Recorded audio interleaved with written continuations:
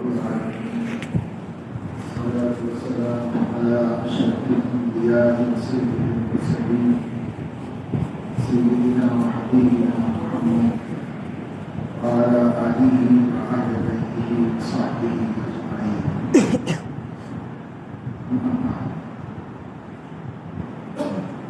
وقد قال الله تبارك وتعالى: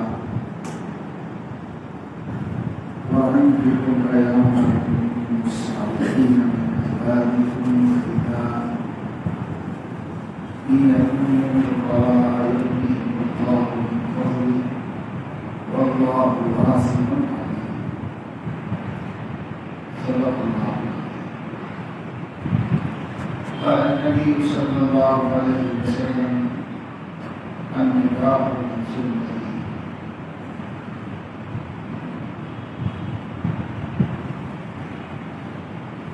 آج کی اس مجلس میں جو عنوان دیا گیا تھا نکاح کا اسلامی تصور اور ہمارا طرز عمل، اس عنوان سے بات ہے. اس کے دو پہلو ہیں. ایک ہے کہ اسلام میں نکاح کا تصور کیا ہے، اور اس کا ایک دوسرا پہلو ہے، وہ ہے ہمارا طرز عمل کیا ہے. پہلی بات اس کی جو ہے اس کو پہلے سمجھ لینا چاہیے. وہ یہ ہے کہ اللہ تعالیٰ نے جب سب سے پہلے انسان کو پیدا کیا، سیدنا آدم علیہ السلام پہلا انسان ہے، اسی سے سب لوگ پیدا ہوئے. تو اللہ رب العزت نے ان کو پیدا کرنے کے بعد جو سب سے پہلا کام کیا وہ ان کے جوڑے کو پیدا کیا.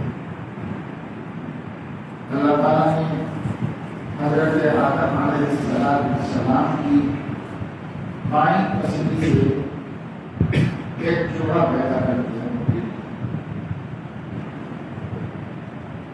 روایت میں آتا ہے کہ حضرت آدم علیہ السلام کو جب اللہ تعالیٰ نے ان کا پتلا بن جانے کے بعد اس میں جان ڈال دی اور ایک مکمل انسان بن گئے، تو ان کا جسم تھکا ہوا تھا وہ اسی طرح بڑے بڑے جو ہوئے نیند آ گئی.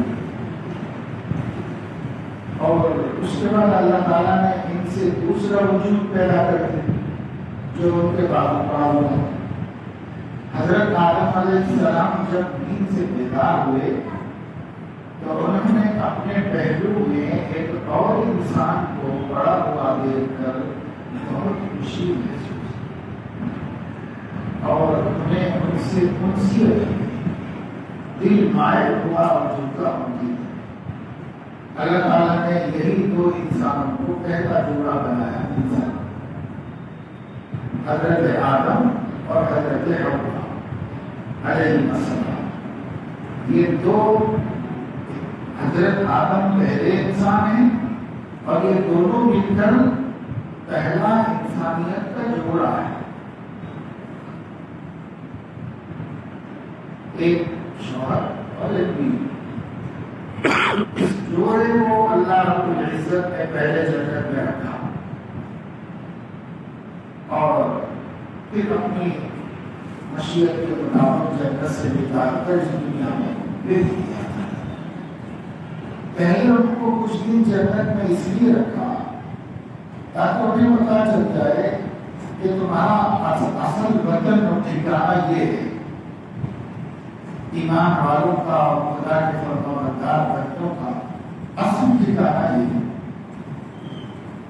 اور دنیا جو ہے وہ وطن نہیں ہے، وہ مسافرت ہے، وہ ایک امتحان اور آزمائش کی جگہ ہے. یوں اللہ رب العزت نے اس جوڑے کو آسمانوں سے زمین پہ بھیج دیا. جب ان دونوں کو حکم ملا کہ وہ آسمان سے زمین پر اترے تو روایات میں آتا ہے کہ حضرت آدم علیہ السلام آسمان سے آہستہ آہستہ زمین پر پہنچے تو وہ بھارت کی سرزمین میں پہنچے۔ ہندوستان کا ایک حصہ تھا جو الگ ہو کر سری لنکا میں لگی، جیسے پاکستان ہے وہ پرانا ہندوستان ہی ہے، بنگلہ دیش پرانا ہندوستان ہی ہے، سری لنکا بھی ہندوستان ہی ہے، اب ایک الگ مملکت بن گئی، الگ کنٹری چھوٹا سا۔ سری لنکا کے ایک پہاڑی پر حضرت آدم علیہ السلام پہنچے، اوپر سے اترے تو وہاں اترے، اور حضرت حوا جو ہیں وہ اتری بہت دور سمندر پار سعودی عربیہ میں، جس کو ہم سعودی عرب اب کہتے ہیں، پہلے اس کو حجاز تھا، وہاں پر اترے، اور ان دونوں کی ملاقات جو ہے وہ مزدلفہ میں ہوئی۔ مزدلفہ جنہوں نے حج کیا انہوں نے دیکھا ہوگا، اور لوگ تو جانتے ہیں مکہ مکرمہ سے باہر مینا کی وادی سے آگے عرفات اور اس کے درمیان میں ایک جگہ ہے، اس کو مزدلفہ کہتے ہیں۔ یہ بڑا میدان ہے، جو کہ حاجی لوگ وہاں رات میں ٹھہرتے ہیں، 9 تاریخ کے بعد کی رات میں وہاں ٹھہرتے ہیں۔ تو اس کا نام مزدلفہ بھی ہے اور جمع بھی، اس کو جمع بھی کہتے ہیں، اور علماء فرماتے ہیں کہ جمع بھی اس لیے کہتے ہیں کہ وہاں حضرت آدم اور حضرت حوا جمع ہوئی، ایک جگہ مل گئے، ایک جگہ مل کے ملاقات ہو گئی۔ تو جنت میں ایک جگہ تھے، لیکن جب دنیا میں اٹھائے گئے تو وہ الگ جگہ پہ اتری، الگ جگہ پہ اتری۔ اب حضرت آدم علیہ السلام حج کے لیے گئے، وہاں پر وہ ملاقات حضرت حوا سے مزدلفہ میں، تو اس وجہ سے اس کو جمع کہتے ہیں۔ اور مزدلفہ اس لیے کہتے ہیں کہ اضطراف میاں بیوی کے جمع ہونے کو، ساتھ میں رات گزارنے کو کہتے ہیں۔ چونکہ حضرت آدم حوا علیہ السلام نے وہاں ساتھ میں رات گزاری، اس لیے اس مقام کا نام مزدلفہ۔ تو اب یہ دونوں دنیا میں آئے، اکیلے آئے دونوں، ان دونوں کے ذریعے سے اللہ رب العزت نے انسانوں کا سلسلہ شروع فرمایا۔ تو قرآن مجید میں فرمایا کہ یا ایھا الناس اتقوا ربکم الذی خلقکم من نفس واحدہ وجعل منها زوجها وبث منهما رجالا كثيرا ونساء۔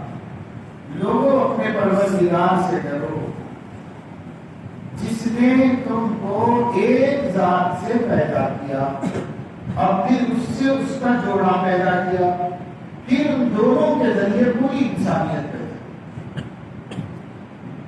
تو یہ اللہ رب العزت نے بتا دیا کہ یہ انسانوں کا سماج اور ان کا وجود کیسے ہوا، یہ دنیا انسانوں سے کیسے آباد ہوئی، اس کو اللہ رب العزت نے اس آیت میں بتا دیا۔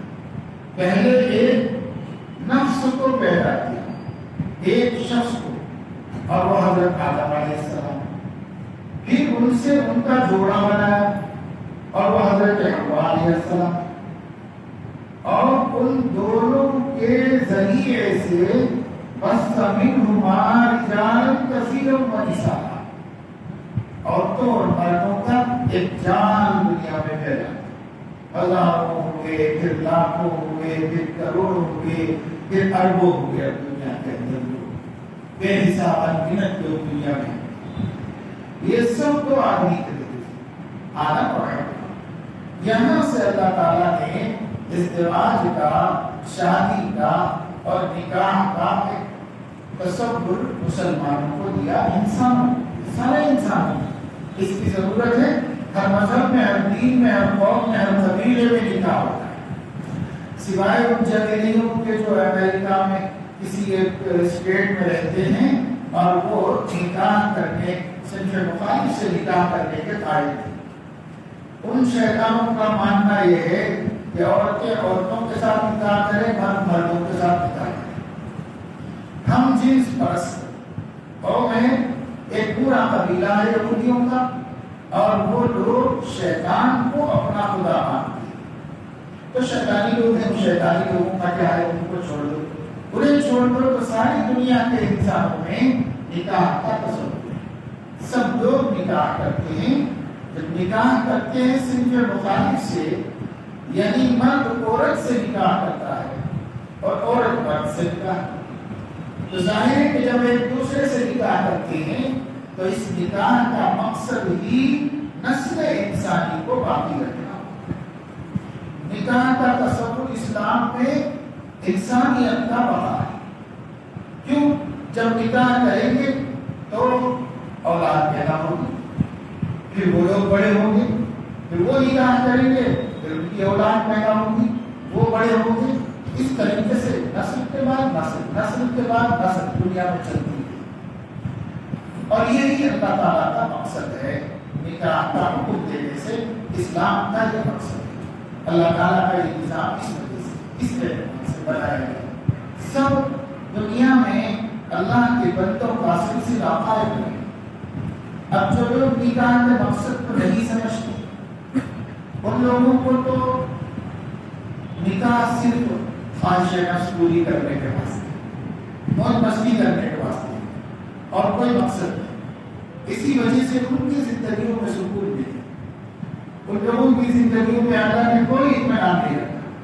جو لوگ کہتے ہیں اولاد نہیں چاہیے، جو لوگ کہتے ہیں کہ بس ایک آدھ بچہ ہو بس اس کے بعد زندگی ہم گزاریں گے، آرام سے زندگی گزاریں گے، کمائیں گے تو بس ہو جائے گا اور خواہشات پوری کر سکیں گے، اچھا پہن سکیں گے، اچھا کھا سکیں گے، یہ کر سکیں گے، وہ کر سکیں گے۔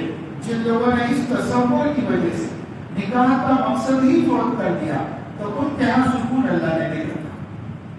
ہم دیکھتے ہیں اور سماج میں کوئی بھی دیکھ سکتا ہے کہ ایک عیالدار غریب جتنا خوش ہے زندگی میں، اتنا ایک بے عیال مالدار نہیں ہے خوش۔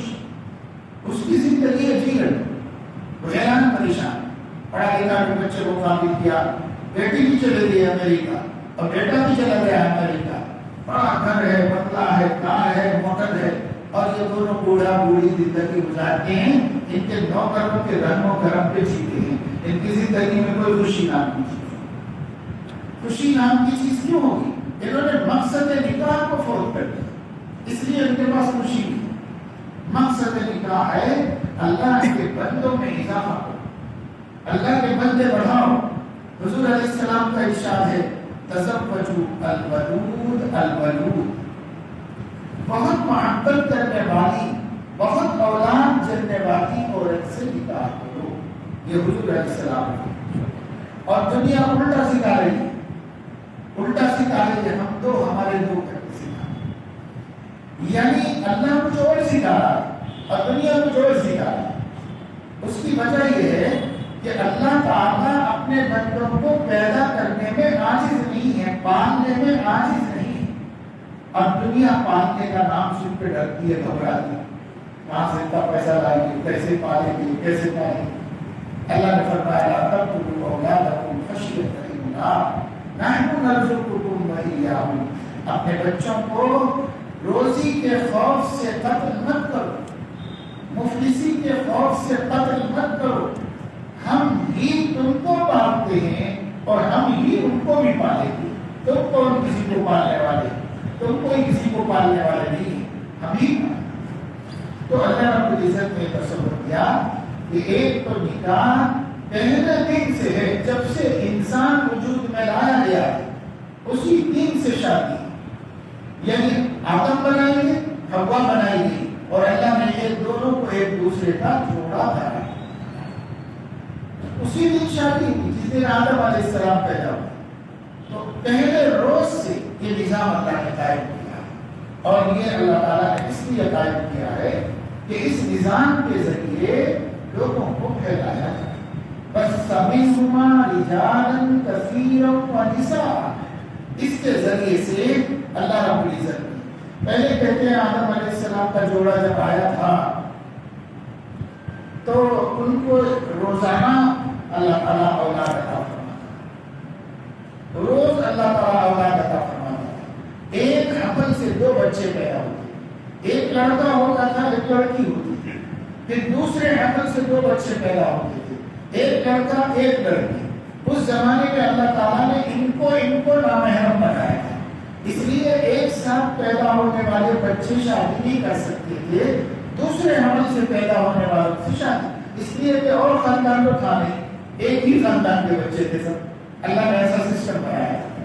تب یہ لوگ نکاح کرتے تھے، پھر ان کے ذریعے سے اولاد وجود میں آتی تھی، پھر وہ نکاح کرتے تھے، پھر ان کے ذریعے سے اولاد وجود میں آتی۔ اس زمانے میں نکاح کرنے کے لیے بڑی بڑی عمریں نہیں، پہلے زمانے میں چھوٹی عمروں میں نکاح کیا کرتے تھے، جیسے بالغ ہوتی نکاح کرتے تھے۔ علماء فرماتے ہیں لڑکی 9 برس سے پہلے بالغ نہیں ہوتی اور لڑکا 12 برس سے پہلے بالغ نہیں ہوتا، اور 9 سال میں بالغ ہو سکتی ہے اور 12 سال میں بالغ ہو سکتا ہے، ممکن ہے۔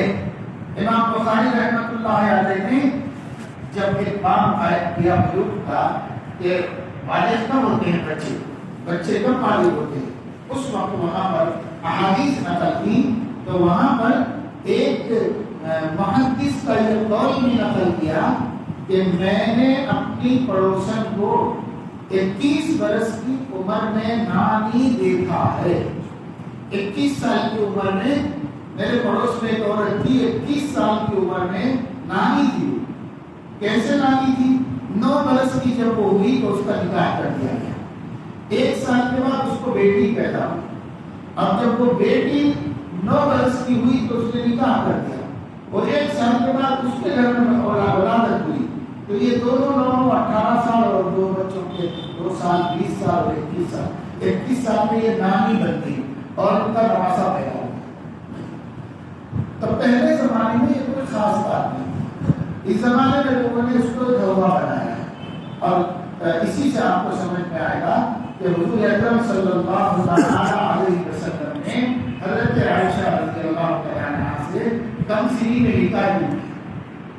کم سنی میں نکاح اس زمانے میں عیب بھی نہیں تھا، لوگ کرتے تھے، عیب کر دیتے تھے، 9 سال کی باتیں ہو گئی نکاح کر دیتے تھے اس زمانے میں، یہ اس زمانے میں کوئی بری بات تھی۔ اسی وجہ سے حضور اکرم صلی اللہ علیہ وسلم پر کسی دشمن اسلام نے اس زمانے میں اعتراض نہیں کیا، یعنی مشرکین کو تو بہت اچھا موقع تھا، وہ بہت ہوا بنا سکتے تھے، انہوں نے اعتراض نہیں کیا، یہودیوں نے اعتراض نہیں کیا، عیسائیوں نے اعتراض نہیں کیا، اس لیے نہیں کیا کہ اس زمانے میں ایسا ہوتا تھا، تو اس لیے کسی نے بھی اس پہ اعتراض نہیں کیا، وہ اعتراض کی بات ہی نہیں تھی۔ بعد میں دشمنان اسلام نے اسے ایک اعتراض کر کے حضور علیہ السلام کو بدنام کرنے کی کوشش کی، اور آج کے زمانے میں سوشل میڈیا پر RSS کے لوگ اور دین دشمن لوگ اسے کہلا کے تماشا بناتے ہیں، کیونکہ اس دور میں تو 20 سال 22 سال 34 سال 26 سال تک آپ بیٹی کا نکاح نہیں کر رہے،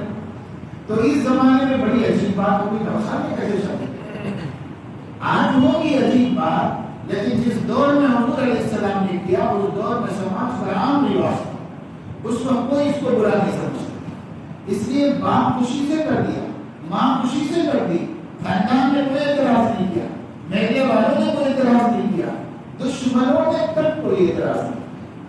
یہی اس بات کا ثبوت ہے کہ یہ کوئی اعتراض کی بات نہیں ہے، یہ کوئی الزام نہیں ہے، تو ہم کبھی اس سے نکلا سکتے ہیں، مگر ہم لوگ بھی اتنے جاہل ہو گئے ہیں دین سے کہ اگر کوئی ہندو بول دیتا ہے تو ہم لوگ بولتے ہیں ہمارے نبی ایسا کرے کرتے نام، ارے ہمارے نبی 9 سال کی بچی سے شادی کرے کرتے نام، ایسا بول رہے ہیں لوگ۔ اللہ اکبر، کتنا بولا ہے مسلمان، کچھ نہیں جانتا اپنے دین کے بارے میں، اپنے دین کے بارے میں کچھ نہیں جانتا۔ آپ کو تو اتنی معلومات رہنا چاہیے تھا کہ کوئی ایسا کرے کرتے بولتے ہی اس کو آپ جواب دیتے، معقول جواب دیتے، اور یہ بولتے کہ تم کو آج 1400 سال کے بعد کیوں اعتراض ہو رہا ہے، جب کیا تھا تب 4 طرف دشمن تھے اور کسی دشمن نے اعتراض نہیں کیا، ان کو تو اچھا موقع ملا تھا دنیا سر پہ اٹھا سکتے تھے، لیکن انہوں نے نہیں کیا، تو اس سے خود سمجھ میں آ سکتا ہے کیسے۔ لیکن ہم لوگ نہیں جانتے، حدیث پاک میں ہے کہ ترمذی شریف میں کتاب الصلاۃ میں یہ حدیث ہے کہ حضرت سلمان فارسی رضی اللہ تعالیٰ عنہ وہ کچھ یہودی دوست تھے، تو ان کے یہودی دوستوں نے ان سے کہا کہ ہم نے سنا ہے کہ تمہارے نبی تو ہر بات سکھاتے ہیں، یہاں تک کہ استنجا کرنا بھی سکھاتے ہیں، کیونکہ نبی کا یہ کام ہے کہ لوگوں کو استنجا کرنا سکھائے۔ تو وہ لوگ اس کو مذاق بنانے کے لیے حضور علیہ السلام کی تنقید توہین کرنے کے لیے ان کے سامنے ذکر کیا کہ تمہارے نبی تو استنجا کرنا بھی سکھاتے، طہارت کرنا بھی سکھاتے تمہارے نبی، تو مذاق کے طور پہ کہا۔ لیکن حضرت سلمان فارسی رضی اللہ تعالیٰ عنہ شرمندہ نہیں ہوئے، انہوں نے فخر کے ساتھ سینہ ٹھوک کے کہا ہاں جی ہمارے نبی ہم لوگوں کو استنجا کرنا بھی سکھا۔ تو ایک نے شرمندہ کرنے کے لیے کہا اور ایک نے فخر سے۔ کوئی ہے کسی کا گرو ہے کوئی اتنا رحمتی ہو، اتنا مہربان ہو، اپنی امت کو ڈھنگ سے طریقے سے پارٹی لینا صفائی کرنا تک سکھاتا ہو؟ کوئی ہے تو بتاؤ۔ ہمارا نبی ہے الحمدللہ، ہمارا نبی سکھاتا ہے۔ تو لوگ اعتراض کرتے ہیں تو اسے منفی دینا چھوڑ دو، اسے مثبت دینا چاہیے اور اسے خوبی بنا کر دکھا دینا چاہیے۔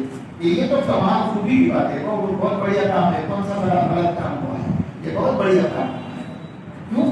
اس واسطے کہ یہ جھوٹ بھی نہیں ہے، ہمارے نبی کا ہر عمل کمال ہے، ہمارے نبی کا ہر عمل خوبی ہے، خوبی ہے، خوبی ہے، خیر ہے، اس میں کوئی شک، کوئی غیر اخلاقی کام ہمارے نبی کی زندگی میں کبھی نہیں کیا۔ جب ہمارا یہ یقین ہے تو ہمیں اعتراض کرنے والے کا اعتراض اس پہ پھیر دینا چاہیے، اتنی سوچ بوجھ تو ہونی چاہیے۔ مگر کہاں آپ کانوینٹ سے لے کے کالج تک کرسچن مشنریز پر پڑھ کے فخر کر رہے ہو، تو آپ کو کیا معلوم کہ آپ کا نبی کون ہے، کیسا ہے، اور اس نبی کی سیرت کیا ہے، اس نبی کے کمالات کیا ہیں، اس کے اخلاق کیا ہیں، کیا پتہ ہے؟ نہیں پتہ ہے۔ تو ہمارے بچے دوسروں سے شرمندہ اور سوشل میڈیا پر پھیلائی جانے والی بےہودگی اور بدتمیزیاں وہ ہمارے دل کو چھوٹا کر دیتی ہیں، اور ہمارے نوجوان ارے ایسا ہوا تھا، ایسا نہیں ہونا تھا اسلام میں، ایسا ہوا تھا، ایسا نہیں کرنا تھا حضور علیہ السلام۔ آپ کیا سکھا رہے ہیں کہ نبی کو کیا کرنا چاہیے یا کیا نہیں کرنا چاہیے؟ مگر ہم لوگوں میں ایسی باتیں آئی زبان میں، کیوں؟ اپنا دین نہیں چاہتے، اپنے مذہب سے بات ہے۔ تو میرے عزیزو، پہلا تصور اسلام میں نکاح کا نسل انسانی کا واقعہ، اولاد پیدا کی جائے، اصل مقصد یہ ہے، یہ پہلا مقصد ہے نکاح میں، اولاد پیدا کی جائے اور اللہ کے بندوں کو جب تک اللہ چاہے اس دنیا میں بڑھایا جائے، گھٹایا نہ جائے، اللہ کے بندوں کو بڑھایا جائے۔ دنیا بولتی رہے گی اور دنیا اللہ تعالیٰ سے تب تک ٹکر لے گی جتنے لوگوں کو اللہ پیدا کرنا چاہے وہ سب پیدا ہو کر رہیں گے، چاہے دنیا چاہے چاہے نہ چاہے۔ ان کے نہ چاہنے سے کیا ہوتا ہے، ان کے قوانین بنانے سے کیا ہوتا ہے؟ بعض ملکوں میں ایسا ہوا، سخت پابندی لگائی گئی کہ 2 ہی بچے، 2 سے زیادہ بچے نہیں، بعض ملکوں میں 1 بچہ بس، اس کے بعد کوئی اولاد نہیں، اس پر ایسی قانون بنائے گئے۔ تو ان ملکوں میں ایسے واقعات پیش آئے، ایک ہی عمل میں عورت 6 بچے، ایک ہی عمل میں 6 بچے پیدا، حیران ہو گئے۔ بکریوں کی گئے اور بکری بھی زیادہ سے زیادہ 2 بچے لاتی ہے، اس سے پیچھے کچھ جانور ہیں جن کا نام لیتے ہوئے شرم آتی ہے، وہ 6، 8، 10 بچے پیدا، اور جتنا بدتر جانور ہے اتنے زیادہ بچے ایک ساتھ ڈالتا ہے، اتنے بچے پیدا کرتا ہے۔ اور پھر جب اللہ نے اللہ سے مقابلہ کرنا چاہا تو انسانوں سے 6 بچے پیدا کرتے، ایک حمل میں زیادہ سے زیادہ انسان سے 2 بچے پیدا، کبھی کبھی جڑواں بچے پیدا، کہیں کہیں ایسا ہوتا ہے۔ لیکن وہاں پر اللہ تعالیٰ نے دکھایا، مقابلہ کرو گے تو پھر میں بتاؤں گا کہ کیسے میں اپنا کام پورا کرتا ہوں۔ اللہ اپنی قدرت دکھانے پہ آ گئے، ان لوگوں نے کہا بھائی یہ پابندیاں ہٹاؤ، خاموش ہو، اور میں 6، 8، 12 بچے پیدا کرتے، پھر ہمارا اس کی پوری بیکار کی۔ کون اللہ سے مقابلہ کر سکتا ہے بھائی؟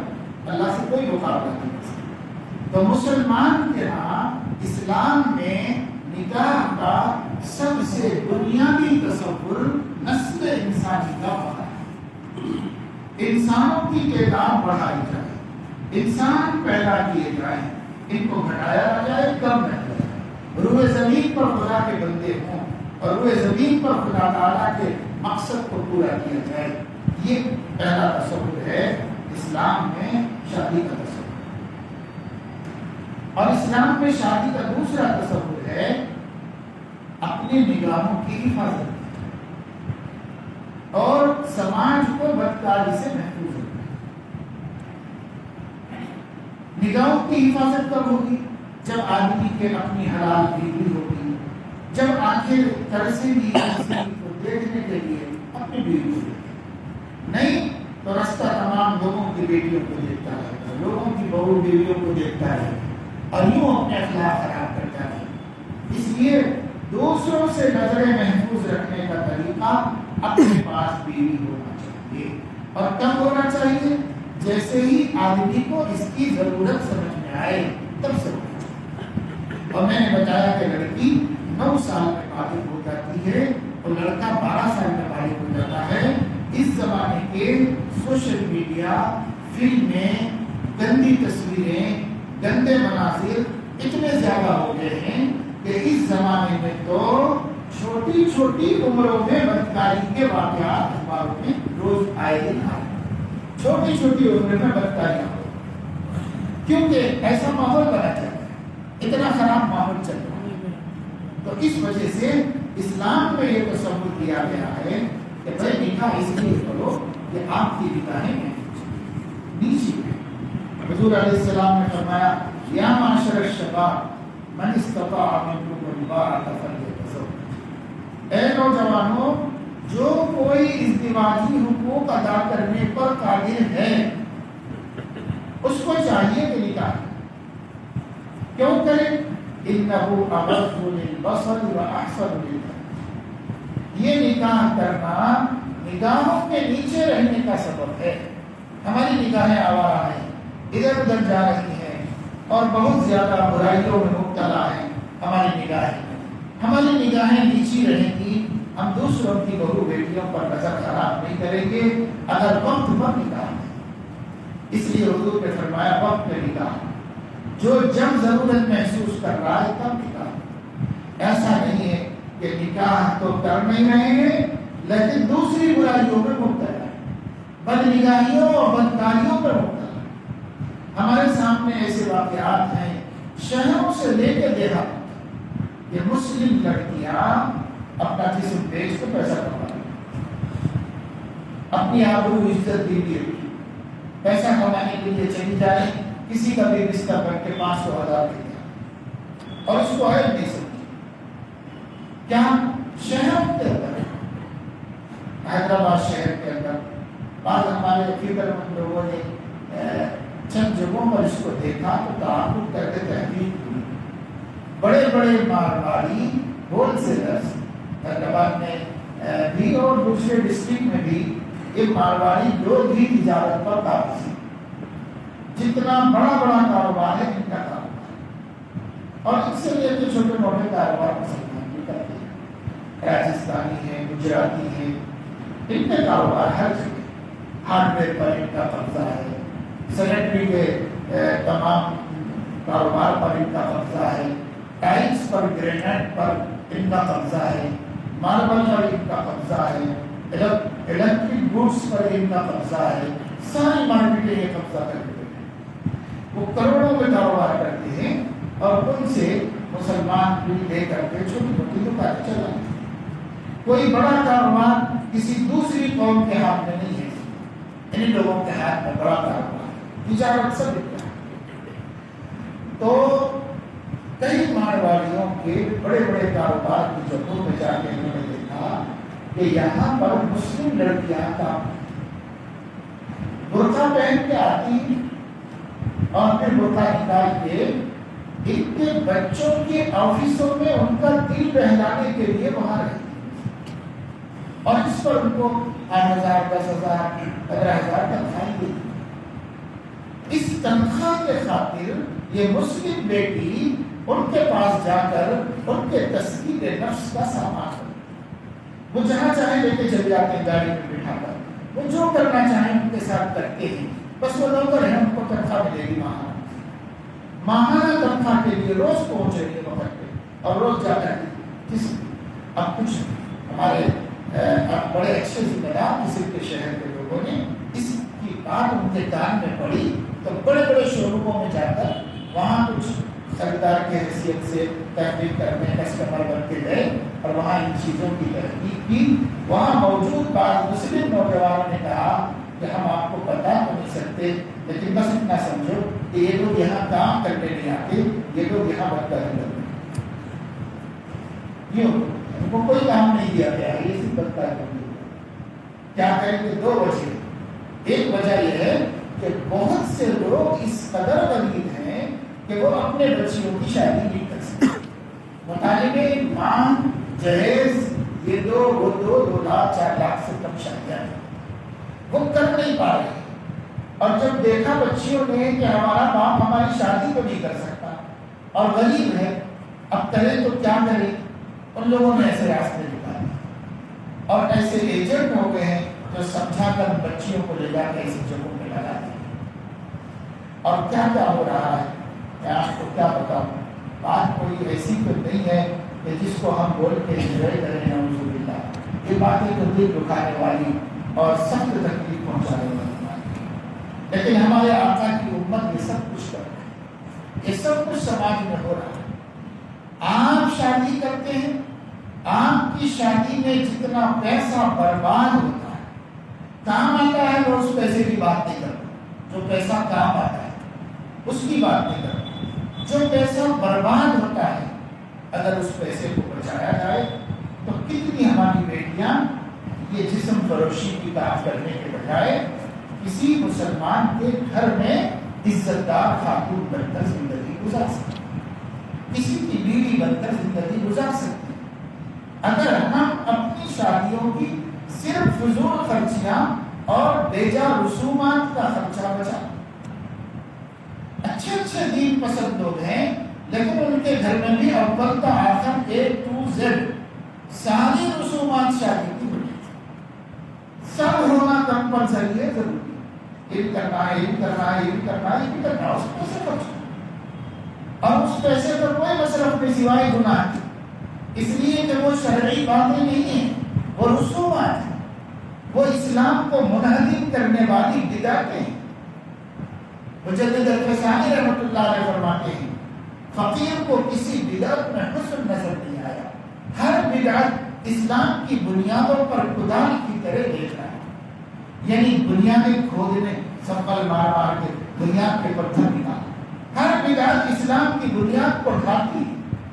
ہم انہیں بدعتوں اور رسومات میں پیسہ خرچ کر رہے ہیں اور گناہ کما رہے ہیں, پر یہ نیکی کرنے کے لیے تیار نہیں کہ کوئی خدا نخواستہ کسی کی بیٹی بدکاری سے مجبور ہو جائے, اس کو ہم بچا لیں گے, اس نیکی کے لیے تیار نہیں. تو اسلام کا تصور نکاح ہے نسل انسانی کو باقی رکھنا, اولاد پیدا کرنا, اور تصور نکاح ہے نگاہوں کی حفاظت کرنا. ہمارے نگاہ کے زہر سے امت کی کسی بہو بیٹی متاثر نہ ہو, محفوظ رہیں, سب کی آبرو اور سب کی عزتیں محفوظ رہیں. یہ مقصد ہے نکاح. اور تیسرا مقصد ہے نکاح کا شرمگاہ کو گناہ سے محفوظ رکھنا. جب اپنی بیوی ہوگی ہم خواہش جائز طریقے سے پوری کریں گے اور ناجائز میں پڑھنے سے بچیں گے, ورنہ ناجائز میں لوگ جا رہے ہیں. بڑے بڑے کالجوں کے قریب ہاسٹلس ہیں, ان ہاسٹلوں میں مختلف علاقوں سے آگے نوجوان رہتے ہیں. ان کی عمریں ڈگریاں پوری کر کے نکالنے کر 24 سال 25 سال 26 سال ہوتی ہیں, اور ہر ایک کے پاس موبائل ہے. ان کے ہاسٹلوں کے اندر ٹی وی لگے ہوئے ہیں, ہر فحش, ہر فلم, ہر بدکاری, بلو فلمیں, گندے بنانے, جو اب تو اس میں تو کچھ تو سنسد تھا حکومت کی طرف سے, اس میں تو کچھ بھی نہیں ہے.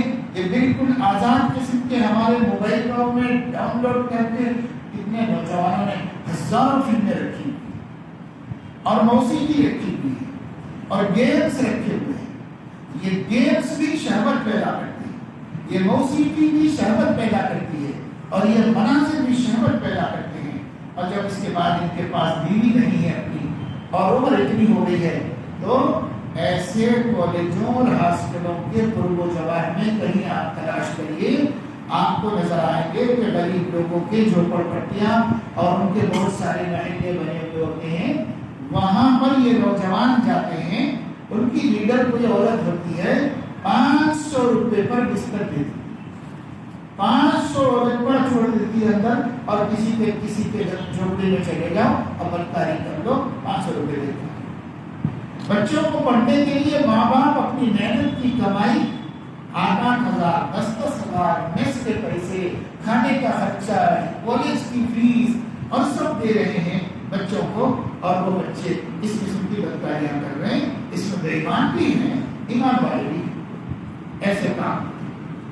یعنی میں کوئی آپ کو تخمینی باتیں نہیں کہہ رہا ہوں، ایسے ہی خالی تصورات نہیں، جو قصے سامنے آئے، جن جگہوں پہ جا کر ہم نے دیکھا آنکھوں سے، وہ میں آپ کو اتنی آسان سے، لمباڑوں کی عورتیں ہیں، مزدوروں کی عورتیں ہیں، یہ لوگ بھی گاؤں سے آ کے شہر میں کماتے ہیں۔ کمانے کا ایک طریقہ یہ بھی ہے، مزدوری کر کے بھی کماتے ہیں اور راتوں میں کسی کا بستر میں دیتے ہیں۔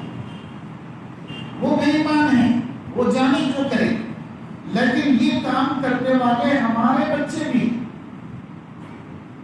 اور ہماری بچیاں بھی جا جا کر کے مہذب طریقے پر اپنی آبرو اور اپنی عزت کو قربان کرتے ہیں۔ یہ چھوٹی موٹی باتیں نہیں، آپ نہیں جانتے ہوں گے۔ اگر آپ اپنی بستی کے اوپر گہری نظر ڈالیں اور بستی کے حالات سے باخبر ہونے کی کوشش کریں، آپ کو بھی دل دکھا دینے والے مناظر اور رونگٹے کھڑے کر دینے والے حالات سامنے ہیں۔ ہر جگہ ایسا قصہ ہو گیا ہے، ہر جگہ ایسا قصہ۔ ہم لوگ ذرا ذرا سے معاملے میں طیش میں آتے ہیں، اور طیش میں آ کر کے کوئی ایک حادثہ کر کے بیٹھ جاتے ہیں، جس کے بعد ہم ہی کو پریشان ہونا پڑتا ہے، اس کے بعد ہم ہی کو مقدمے لڑنا پڑتا ہے، یا جیل کے اندر سڑتے رہنا پڑتا ہے، کوئی مدد کرنے والا نہیں، کوئی پرسان حال نہیں ہمارا۔ یہ سب کچھ ہوتا ہے صرف جذبات میں آ کر کوئی اقدام کر دینے سے۔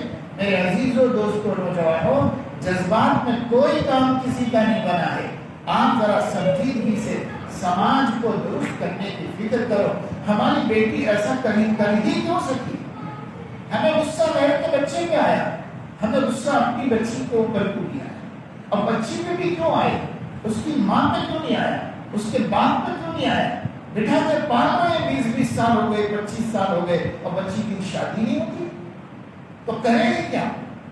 یہ تو ہم جبر کر رہے ہیں کہ برائیاں کرو، یہ ماحول ہم بنا کے دے رہے ہیں۔ ہمیں درد ورد کچھ نہیں ہے، ہمیں تقریروں سے زیادہ کچھ بھی نہیں آتا، ہم صرف بول سکتے ہیں، ہم بڑی بڑی باتیں کر سکتے ہیں، باقی ہمارے دل میں ٹیس ہوتی ہے تو ہم ایک تحریک چلاتے ہیں، اور اپنے سماج کی بیٹیوں اور اپنے سماج کے بیٹوں کو اس قسم کی حرکتوں سے باز رکھنے کے لیے اللہ رسول کا خوف دلا کر، ان کی زندگی کو دین کی زندگی بنا کر، ان کی زندگی کو مسجد والی، عبادت والی، بندگی والی زندگی بنا کر اللہ کا خوف دلاتے ہیں۔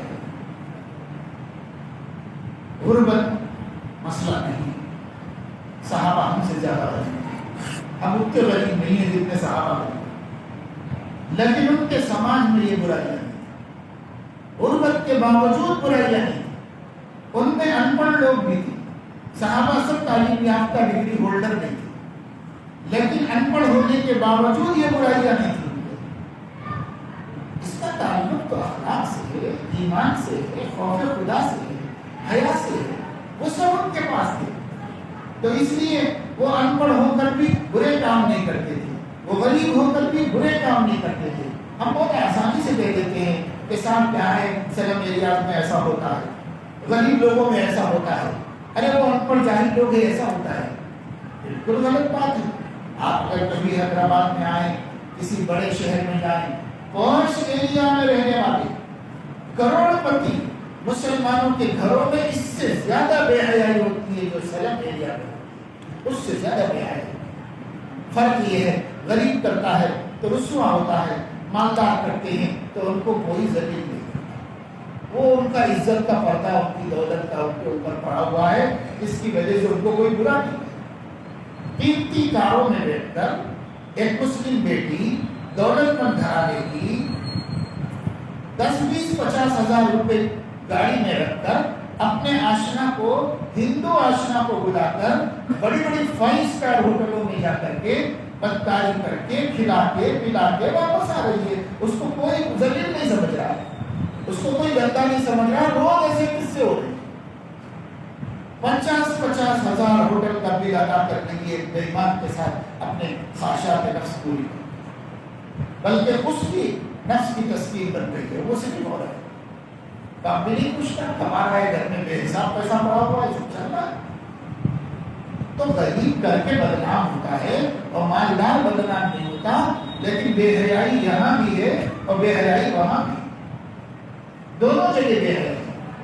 اب لے دے کے کچھ درمیانی قسم کے مسلمان ہیں، جیسے یہاں بیٹھے ہوئے ہیں، نماز پڑھ لیتے ہیں، کچھ دین جانتے ہیں، کچھ اچھے برے کو سمجھتے ہیں، اس میں نوجوان بھی ہیں، بڑے بھی ہیں، بزرگ بھی ہیں، سب ہیں، اور ایسی عورتیں بھی ہیں بہت سی جو دین کا شعور رکھتی ہے۔ یہ طبقہ ذرا محفوظ ہے، لیکن اس طبقے میں بھی ہم کس سے سنتے جا رہے ہیں، سب فلاں کی بچی، فلاں کا بچہ، فلاں کی بچی، فلاں کا بچہ، آئے دن کس سے ہو رہی اس سماج۔ اب اس سماج میں چونکہ ذرا شعور ہے تو یہ مسئلہ بن رہا ہے، ایشو بن رہا ہے۔ باقی نہ غریبوں میں یہ کوئی ایشو ہے، نہ مالداروں میں کوئی ایشو ہے، وہ ان کے اپنے روز مرہ کی زندگی کا جز ہے، شامل۔ تو میرے دوستوں، میرے عزیزوں، جب تک اپنے ذہن میں جو نکاح کا تصور، نکاح کا نہیں شادی کا، جو شادی کا تصور ہمارے ذہنوں میں ہے، اس کو چھوڑ کر جو اسلام کا تصور ہے اس کو اختیار نہیں کریں گے، آپ کے سماج کی اصلاح ہے، حالات نہیں بدلیں گے، چونکہ تو مصیبتیں رہیں گی، یہ مصیبتیں ختم ہونے لگیں۔ آئے دن یہ سب کچھ ہوتا ہے، اب حکومتیں ایسا قوانین بنا رہی ہیں، آپ سمجھ رہے ہیں کہ یہ قانون وہ لوگوں کو جبریہ مسلمان بنانے کا قانون، وہ قانون کچھ بھی نہیں ہے، اس میں جبریہ اسلام کی بھی کوئی بات نہیں ہے۔ وہاں صرف یہ ہے کہ وہ اس بات کی کوشش کر رہے ہیں کہ مسلمان کسی غیر مسلم سے نکاح کر کے کسی غیر مسلم لڑکی کو اپنا بستر نہ بنائے، غیر مسلم لڑکے مسلم لڑکیوں کو اپنا بستر بنائے، اس کا ماحول بنا دے، اور اس کے واسطے قوانین سے مدد دے رہے ہیں اپنے سماج کے جوانوں، ان کو مدد دے رہے ہیں کہ تم کرو تو کوئی تمہارے اوپر مصیبت نہیں آنے والی ہے، لیکن مسلمان تمہاری بہن کو چھیڑے گا تو قانون کی ضرورت ہے۔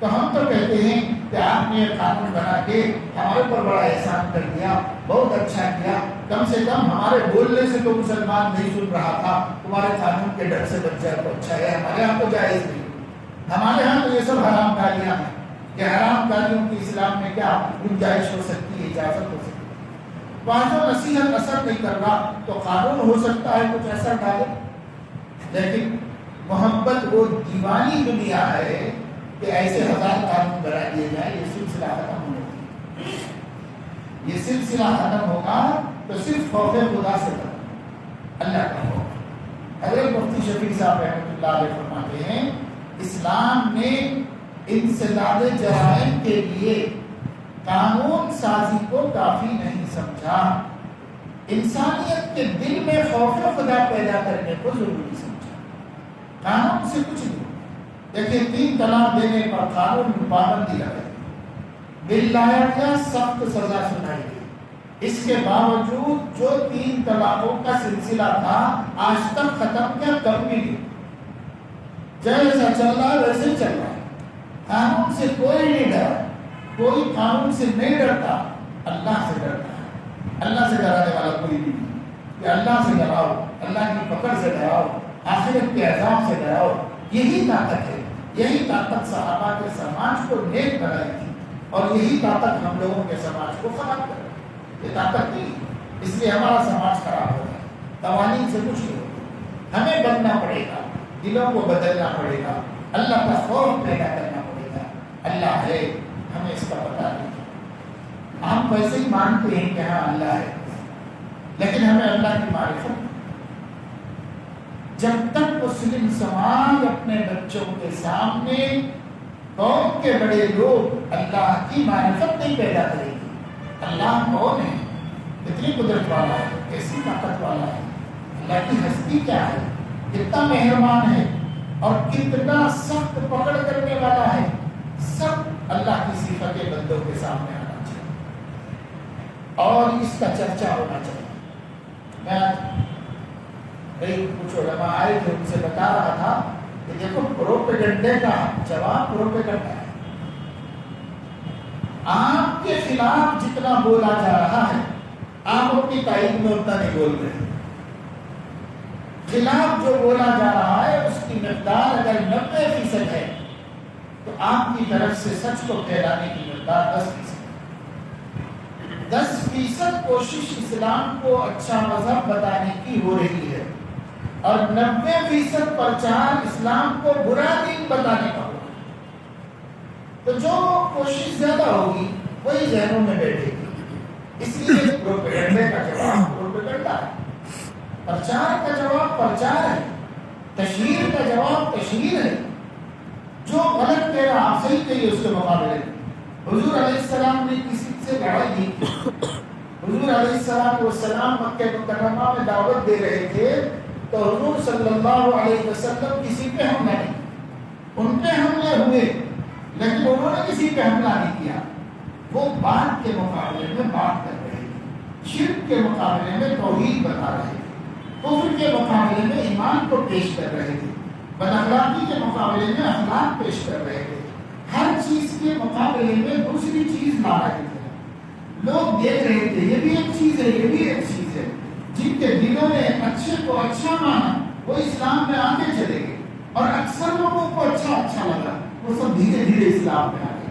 تو حضور علیہ السلام مقابلے میں اپنی بات پیش کی، ہم لوگ مقابلے میں کچھ بھی نہیں لاتے، ہم لوگ بیٹھ کر ہوتے ہیں ایسا ہو رہا ایسا ہو رہا ایسا ہو رہا، تو ایسا ہو رہا ویسے ہوگا، جو کوشش کرے گا وہ کامیاب ہوگا۔ آپ کیا کر رہے ہیں؟ آپ تو صرف باتوں کے ذمہ دار ہیں، بیٹھ کے باتیں کرنے سے زیادہ کچھ نہیں جانتے۔ ملت کے لیے کیا کوششیں ہو رہی ہیں، امت کے لیے کیا قربانیاں کی جا رہی ہیں، کتنا وقت آپ دے رہے ہیں ملت کو، کتنا پیسہ دے رہے ہیں ملت کو۔ آپ سوچیے، ہر شخص اپنا جائزہ لے، میں ملت کے لیے کیا کر رہا ہوں؟ ہمیں ملت کے لیے کچھ کرنے کا ہے ہی نہیں، ہمیں باتیں کرنے کا ہے صرف بیٹھ کر۔ اور ہمارے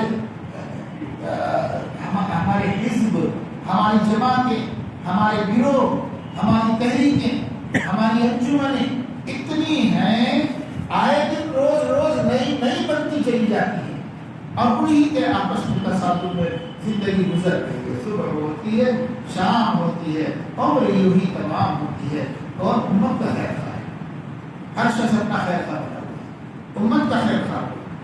بھائی امت کے لیے تو مر مٹنے کی ضرورت ہے، اس کی اصلاح کیسے ہوگی، ان تک ہم کیسے اپروچ ہوں گے؟ ہمارے میں یہاں بہت سے علماء بھی، ائمہ بھی ہیں مساجد۔ میں کہتا ہوں کہ آپ کا اور آپ کی عوام سے کتنا تعلق ہے، اس کو آپ بار بار غور کیجیے، کبھی سمجھیے، 5 منٹ مجھے دیجیے، ہر جگہ کہہ رہا ہوں یہ بات کہ علماء اور ائمہ 5 منٹ میرے لیے نکالیے اور 5 منٹ کہیں اکیلے میں بیٹھ کے سوچیے کہ آپ کا آپ کے محلے کے مسلمانوں سے کتنا رابطہ ہے اور آپ کی آواز آپ کہاں تک پہنچا سکتے ہیں، دائرہ کتنا وسیع ہے آپ کی آواز۔ آپ کی آواز، آپ ممبر پہ کھڑے ہو کے تقریر کر رہے ہیں، یہ دروازے تک آپ کی آواز ہے، اس کے باہر آپ کی آواز کون سن رہا ہے؟ اور جتنے گمراہ پھرتے ہیں پبلک میں، چائے خانوں میں بیٹھے ہوئے ہیں، دکان میں بیٹھے ہوئے ہیں، سبزی منڈی میں بیٹھے ہوئے ہیں، مزدوروں کے ساتھ مزدوری کر رہے ہیں اور کھیلنے والے بچوں کے ساتھ کھیل رہے ہیں اور ان کے ساتھ کام اور آہستہ آہستہ ان کا ذہن بنا ہے اور انہیں اپنے مرکز اور اپنے سینٹر کو لے کے جا رہے ہیں۔ دوستی ہونے کے بعد آدمی تھوڑا دوستی نبھا لیتا ہے، ارے کبھی ایک دفعہ تو چلیے نا، ایک دفعہ تو آپ ہمارے مولانا کی بات سنیے، ایک دفعہ تو آپ ہمارے سینٹر میں آئیے، تو کئی دفعے بولنے کے بعد ایک دفعہ دوستانی میں مان لیتا ہے، چلا جاتا ہے۔ وہاں جانے کے بعد اس کی ذہن سازی ہوتی ہے، اسے سمجھایا جاتا ہے۔ جس آدمی کو پہلے سے دین کا صحیح علم ہے، پہلی دفعہ جو علم آئے گا وہ نقش اول ہے، وہی گہرا بیٹھ گیا اس کے دل میں، اب وہ کہنے لگا نہیں یہ لوگ ہی صحیح ہیں، اب ان کی طرف جھکا اور دھیرے دھیرے اس جماعت کا ہو گیا۔ حالانکہ علماء کہہ رہے ہیں کہ وہ گمراہ جماعت ہے، حتیٰ کہ وہ مرتد جماعت ہے، کافر ہے، یہ بولنے کے باوجود اپنے ہی جگر گوشے، اپنے ہی بچے، اپنے ہی بچیاں اس جماعت میں چلی گئی۔ تو کیوں جا رہے؟ یہ ایک مسئلہ ہے۔ 2 مہینے سے میں ہر پروگرام اس بات کو اللہ کے نام پر ایک بھیک سمجھ کر مانگ رہا ہوں کہ ہمارے علماء ائمہ اپنے محلے کے عوام سے اپنے رابطے کو بڑھائیں، ان کو دوست بنائیں، ان کے مال سے کوئی توقع نہ رکھیں، ہو سکے تو اپنا ہی خرچ کرتے ہوئے، لیکن ان نوجوانوں کو جو کالج میں پڑھتے ہیں، ان نوجوانوں کو جو بہت سنجیدہ اور سمجھدار ہیں اور ان کا قبلہ دین نہیں معلوم، ان کو ان کے عقیدے کا رخ نہیں معلوم، جو پہلے ان کو سمجھائے گا یہ اس جماعت کو ہو جائے گا، اس کے رخ۔ اب پھر ہم روئیں گے، ہمارے بچے ہمارے چچا کا بچہ، ہمارے خالہ کی بیٹی، وہ ہمارے فلاں، ارے وہ فلاں ہو گئے، وہ فلاں ہو گئے، فلاں ہو گئے، جن کو آپ گمراہ سمجھتے ہیں وہ ان کی طرف چلتے ہیں۔ کیوں چاہتے ہیں؟ کام کی کہاں ضرورت ہے، کام کہاں ہو رہا ہے، بیان کی کہاں ضرورت ہے، بیان کہاں ہو رہا ہے۔ ہم سوچ لیتے ہیں ہمیں کالج کی بچیوں کو جوڑنا چاہیے اور بڑے اچھے عنوانات پر خوشخبریوں کو سناتے ہوئے، اللہ کی محبت بڑھاتے ہوئے، نبی کے احسانات یاد دلاتے ہوئے ان کو تہذیب، حیا اور دین کے دائرے میں آنے کی دعوت دینی چاہیے۔ ہمیں نوجوانوں کو جوڑنا چاہیے، ہمیں مارکیٹ کے لوگوں کو مارکیٹ میں جوڑنا چاہیے، سبزی فروشوں کو کسی ایک دن تھوڑی دیر کے لیے کسی ایک جگہ انہیں کی منڈی میں جا کے جوڑ دینا چاہیے، کرین والوں کو وہاں جوڑ لینا چاہیے، کاشتکاروں کو وہاں جوڑ دینا چاہیے۔ ہمیں باہر کر دینا ہے۔ میں آج سبق پڑھا رہا تھا، بچوں سے کہہ رہا تھا کہ دیکھو حضور اکرم صلی اللہ علیہ وسلم کی پوری 23 سال حیات طیبہ میں زیادہ سے زیادہ 6 برس ملیں گے جو آپ نے خلوت میں گزارے، صرف نبوت سے پہلے 3 سال، نبوت کے بعد 3 سال خلوت میں گزارے۔ غار حرا کے تقریباً جو زیادہ وقت آپ نے وہاں گزارا ہے، بالکل یکسو ہو کر زیادہ سے زیادہ 3 برس، تو غار حرا کے 3 برس مان لیجیے۔ اور شیخ ابی طالب نے جب دشمنوں نے آپ کو قید کر دیا تھا، آپ کے پورے خاندان کو، تو اس حق سے بھیجا اور مظلومانہ قید کے 3 برس۔ اس کے علاوہ نبی کہاں رہے؟ نبی کو تنہائیوں میں لوگوں نے نہیں دیکھا، نبی کو امت کے ساتھ دیکھا، ہمیشہ امت کے ساتھ، امت کی فکروں میں امت میں۔ صحابہ کہتے ہیں آپ اللہ کے نبی کو نماز میں دیکھنا چاہیں تو نماز میں دکھ جاتے، آپ اللہ کے نبی کو روزے میں دیکھنا چاہیں تو روزے میں دکھ جاتے، آپ اللہ کے نبی کو آرام کرتے دیکھنا چاہیں تو آرام کرتے ہوئے دکھ جاتے، آپ اللہ کے نبی صلی اللہ علیہ وسلم کو کھاتے ہوئے دیکھنا چاہیں تو کھاتے ہوئے دکھ جاتے۔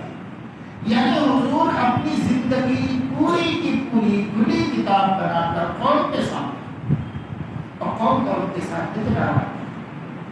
نبوت سے پہلے بھی حضرت خدیجہ رضی اللہ تعالیٰ عنہ نے بتایا کہ اللہ آپ کو ضائع نہیں کرے گا، اللہ آپ کو غمگین نہیں کرے گا، اللہ آپ کو رسوا نہیں کرے گا۔ کیوں؟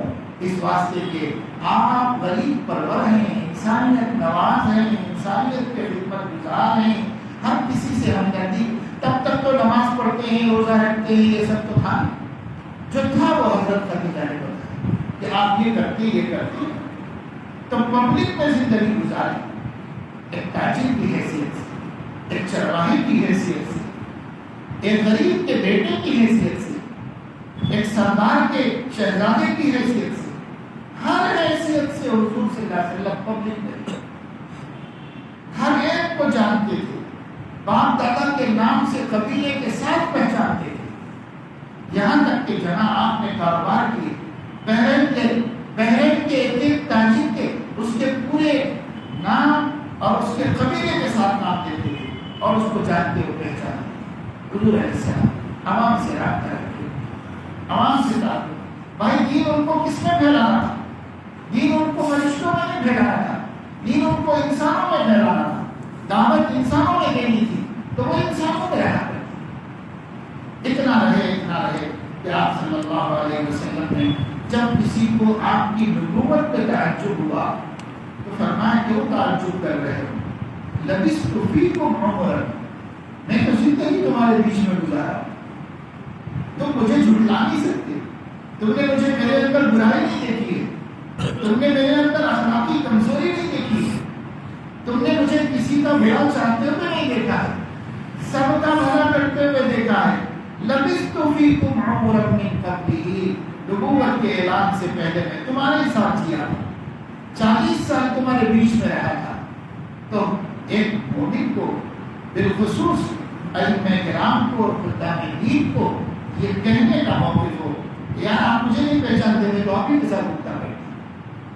لیکن ہم کہاں ہیں؟ ہم کسی تقدس معاف جگہ پر رہتے ہیں اور وہ لوگ اپنی زندگیوں میں ہیں جتنے شیاطین ضرور پہ حملہ کیے ہوئے ہیں, اور ہم یہ کہہ رہے ہیں کہ صحابہ کا نہیں ہونا چاہیے, یہ غلط ہے, وہ غلط ہے. تو ہم ممبر پہ بول رہے ہیں, مسجد میں بول رہے ہیں, میں تو ہونا چاہیے تھا.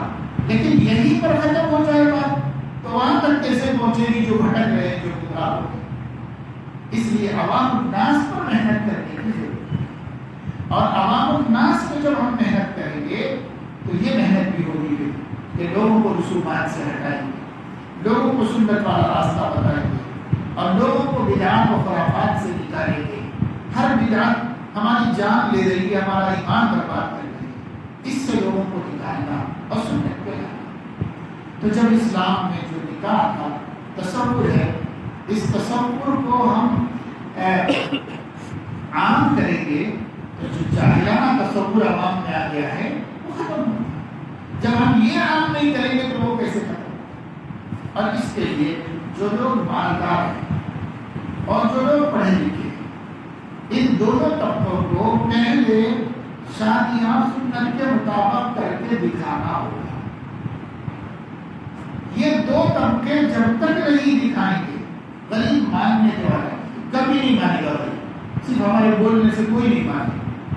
یہ پیسے والے لوگ کریں سنت کے مطابق نکاح, اور یہ پڑھے لکھے لوگ دین پڑھے ہوئے اور دنیا پڑھے ہوئے جو بھی ہو تعلیم یافتہ لوگ یہ کر کے بتائیں سنت کے مطابق. اور جب یہ کر کے بتائیں گے تو جتنے چھوٹے ہیں نا وہ تو پہلے سے بیزار ہیں, تو وہ خود بہت چھوڑے گے. لیکن جب تک بڑے نہیں کریں گے چھوٹے نہیں بدلیں گے اپنا طرز عمل. چھوٹوں کا طرز عمل, عوام کا طرز عمل بدلنے کے لیے خواص کو اپنا طرز عمل بدلنا, یہ ہم سے نہیں ہو پا رہا ہے. اس کی ضرورت ہے کہ ہم ایسا کریں. اور جب تک بڑے لوگ ہمت نہیں کریں گے, مالدار لوگ ہمت نہیں کریں گے, تب تک یہ کام ہونے والا ہے. کتنے آپ اصلاح معاشرہ کے جلسوں سے کیا ہوگا؟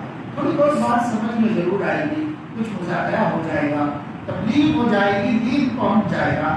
لیکن عمل میں لانے کے لیے کیا کرنا ہے یہ بھی تو سوچنا ہے. عمل میں تو آئے دین صرف کہنے سننے کے لیے تو نہیں, عمل میں لانے کے واسطے ہے, تو عمل میں لانا چاہیے. اب اس طرف توجہ دینے کی ضرورت ہے. بہت سے نیک لوگ ماشاء اللہ علماء صلاحہ اپنے بزرگوں کی تعلق و تربیت کی وجہ سے ہمتیں کر رہے ہیں. بہت سے نوجوان آگے بڑھ رہے ہیں اور کر رہے ہیں. اصلی تعلیم یافتہ نوجوان بھی ہمارے سامنے مثالیں ہیں کہ وہ خود کہہ رہے ہیں کہ مولانا سنت کے مطابق کرنا چاہیے. ان کی امنگ ہے, ان کی تمنا کہ ہم سنت کے مطابق کرنا چاہیے. اور دین پسند نوجوان بھی الحمدللہ کچھ ہمت کر رہے ہیں. لیکن ان ہمت کرنے والوں کی ہمت گھر سے نہیں بتائی جاتی. گھر والے ہمت توڑتے ہیں اور گھر والے ان سے راضی نہیں رہتے. اب کہتے ہیں تم سب خاموش بیٹھو, تم چپ رہو, ہم بڑے ہیں, جیسا کرنا ویسے کریں گے, ہم کریں گے, تم مت بولو, یہ نہیں بولو. اب بیٹا کہتا ہے کہ اماں پوچھیے, جو بھی ہے ہم کر لیں گے. تو ماں کہتی ہے کہ تم مت پوچھو, ہم پوچھ لیں گے, ہم پوچھ لیں گے, ہمارا گناہ ہم بھگت لیں گے, مگر تم مت پوچھو. یہ کوئی بات نہیں. بھائی آپ اتنی ہمت والے ہیں کہ اللہ کے عذاب سہ سکتے ہیں. کیا آپ کی اتنی جرأت ہے کہ آپ دوزخ میں جانے کے لیے تیار ہیں؟ بڑی آسانی سے بول رہے گناہ ہم دیکھ لیں گے بیٹا، ہمارا گناہ ہم دیکھ لیں گے، تم نہیں کر رہا ہے تم مت کرو۔ یہ کیا بات ہے؟ یہ کیسا ایمان ہے؟ یہ سب جہالت ہے۔ نہیں جانتے کہ جہنم کیا ہے۔ جانتی ہوتی ہماری عورتیں تو ہم سے زیادہ ڈر کے بتاتی، پر ان کو نہیں پتا ہے کہ جہنم کیا ہے۔ ان کو اتنا بھی نہیں پتا ہے کہ بجلی کودی تو ڈرتے ہیں، رات پر پتا پھڑتا تو ڈرتے ہیں، نیند میں سوکھ جاتے ہیں، شوہر کو اٹھاتے ہیں، بیٹے کو اٹھاتے ہیں کہ بیٹا کچھ ہو رہا ہے، اتنے ڈرپوک ہو رہے اور جہنم میں جانے کے لیے تیار۔ کیسے ہمت ہو رہی اس کو جہنم میں جانے؟ تو صرف اس وجہ سے کہ وہ جہنم کو بجلی کے کودنے کے برابر بھی نہیں سمجھتی۔ وہ گھر میں کوئی اندھیرا اور سایہ گزر گیا تو اس کے برابر بھی خوف نہیں کرتی ہے جہنم سے، جانتی نہیں جہنم۔ صحیح بخاری میں جناب نبی کریم صلی اللہ تعالی علیہ وسلم نے ارشاد فرمایا ہے، ان احوان اهل النار عذابا من له نالان وشراكان من نار یغلی دماغه كما یغلی البرد۔ سب سے ہلکا عذاب جہنم میں جس شخص کو دیا جائے گا وہ یہ عذاب ہوگا کہ اسے جہنم کی آگ کا ایک سلی پر پہنا دیا جائے، جس کے صرف تلنا ہوگا، دو تسمے ہوں گے، جیسے سلیپر ہوتا ہے ہوائی جہاز، ایسی سلیپر اس کو جہنم کی آگ سے بنا کر پہنا دی جائے۔ اس سے زیادہ اور کوئی عذاب اس کو نہیں ہوگا، مگر اس کی وجہ سے اس کا دماغ ایسا پک رہا ہوگا جیسے ہانڈی میں شوربہ ہوتا ہے، ایسے اس کا دماغ پک رہا ہے۔ ما یرا ان احدا اشد منه عذابا وانه لأهون عذابا۔ وہ سمجھ رہا ہوگا کہ مجھ سے زیادہ کسی کو عذاب نہیں ہو رہا، حالانکہ پوری جہنم میں سب سے ہلکا اس کو۔ اب اگر ہم یہ نہیں سنائیں گے، یہ نہیں بتائیں گے ہماری عورتوں کو، ہمارے بچوں کو، ہمارے گھروں میں، تو وہ سمجھتے کیا ہے جہنم کو، آگ کو، عذاب کو، کچھ نہیں سمجھتے اور بہت آسانی سے بول رہے ہیں ہاں بھائی تمہیں جنت میں جاؤ، ہم دوزخ میں جائیں۔ آسانی سے بول رہے ہیں، کیسے بول پا رہے ہیں؟ کیا جنت جہنم کو ہنسی مذاق سمجھے، یا جہنم کو صرف ہندوؤں کے عقیدوں کی طریقے سے ایک توہم سمجھے، اس کو حقیقت نہیں مانتے کہ وہ حقیقت میں ایک جگہ ہے جو اللہ نے بنائی ہے جہاں آگ پیدا ہو چکی ہے۔ امام بخاری رحمۃ اللہ علیہ نے اور دوسرے محدثین نے حدیث کی کتابوں میں الجنت والنار مخلوقتان، اور عقیدوں میں بھی امام طحاوی نے جنت پیدا ہو چکی ہے، جہنم پیدا ہو چکی ہے، اور اللہ جنت کو سنوارتے چلے جا رہے ہیں اور جہنم کو دہکاتے چلے جا رہے ہیں، اور قیامت تک یہ سلسلہ چلے گا اور پھر اس میں جانا ہے۔ یہ ایمان ہے ہمارا، اور ہم مذاق سکتے ہیں کہ جہنم کوئی فوٹو ہوگی دیوار کے اوپر، ہم کیا سمجھ رہے ہیں؟ اس لیے عقیدوں کو زندہ کرنا، عقیدوں میں تازگی پیدا ہو، عقیدوں کا استحضار پیدا ہو، اتنا کہو، اتنا سنو کہ ڈر لگنے لگے اللہ کی جہنم سے، ڈر لگنے لگے اللہ کی نافرمانی کرنے سے، اتنا پیدا ہو۔ دعا بھی کرو، حضور علیہ السلام نے دعا کی، اللہم اقسم لنا بین خشیتک، اللہم اقسم لنا من خشیتک ما تحول به بیننا و بین معصیتک۔ اے اللہ ہمارے لیے اتنی خشیت اپنی نصیب فرما دے جو دوزخ کے نافرمانی کے اور میرے بیچ میں پردہ بن جائے، میں نافرمانی تک پہنچ نہ سکوں۔ تو ظاہر ہے کہ جب عقیدہ مستحضر ہوگا تو جہنم نظر آتی رہے گی، ڈر لگتا رہے گا، خوف ہوتا رہے گا، اور اس کے بعد آدمی جہنم کے عذاب سے ڈر کر اللہ کی نافرمانی سے بچے، اور جب بچے گا تو شادی بھی شادی کرے گا۔ اور ایک بزرگ فرماتے ہیں شادی کو شادی کرنے کے لیے بہت مجاہدے کی ضرورت ہے، بہت کچھ کرنا نہیں پڑتا، اوپر کے 3 نقطے نکالے، 3 نقطے نکالے تو شادی ہو جائے۔ اس سے زیادہ کیا کرنا ہے؟ شادی کو شادی بنا دو، تھوڑا مجاہدہ کر دو، اس وقت میں اخراجات کم سے کم کرو، پھر بعد میں کر دو، اللہ نے دیا ہے کوئی بات نہیں، بینک میں کر لو، رشتہ ہو گیا، شادی ہو گئی، بیٹی پہ خرچ کر لو، داماد پہ کر لو، بعد میں کر لو، نکاح کے موقع پہ مت۔ اگر اتنا کر لیں گے تو اللہ ہمیں کامیاب کرے گا اور ہمارے مقاصد پورے ہوں گے اور سماج کی درست کرنی ہوگی اور اصلاح ہوگی۔ اور ایک بات آخر میں مختصر میں یہ بھی بتا دوں کہ جو بہت سے اس زمانے میں نکاح مسجدوں میں ہو رہے ہیں وہ سب سنت کے مطابق نہیں، صرف محفل مسجد میں نکاح کی محفل ہے، باقی پیچھے سب دعوتیں، خرچے، یہ وہ رسمیں، آگے کی رسمیں، پیچھے کی رسمیں، بعد کی رسمیں، سب ہو رہے ہیں اور سب کر کے صرف مسجد میں نکاح کر کے یہ سمجھ رہے ہیں کہ ہم نے سنت کے مطابق۔ ایسا نہیں ہے، ہر رسم کو چھوڑو، ہر خرچے کو اس وقت روکو، یہ ہے سنت کے مطابق۔ اور چاہے مسجد میں کرو، چاہے گھر میں کرو، چاہے شادی خانے میں کرو، یہ کوئی ضروری مسئلہ نہیں ہے، یہ کوئی بہت اہم مسئلہ نہیں ہے کہ مسجد ہی میں نکاح ہو جائے تو اچھا ہے، بابرکت جگہ پہ برکت ہو جائے گی، بس اس لیے ہو جائے، نیک فال ہے۔ باقی کہیں بھی ہوتا ہے نکاح، دو گواہ چاہیے، ایجاب و قبول، لڑکی پر اجازت دے دی گئی ہو اور اس کے بعد مہر متعین ہو، کہیں بھی بیٹھ کے کر لو، روڈ پہ کر لو، ہو جائے گا، روڈ پہ ہی بھی نکاح ہو۔ لیکن اصل چیز ہے بدعات کو چھوڑنا، اور اصل چیز ہے اخراجات کو کم کرنا، اور اصل چیز ہے نام و نمود دکھاوے کے کام نہیں کرنا، یہ اصل چیز ہے۔ اللہ مجھے آپ کو سب کو توفیق نصیب فرمائے، اور اس مجلس میں بھی اپنی اسی مناسبت سے پروگرام رکھ دیا گیا ہے، اس کو اللہ تعالیٰ سب کو قبول عطا فرمائے۔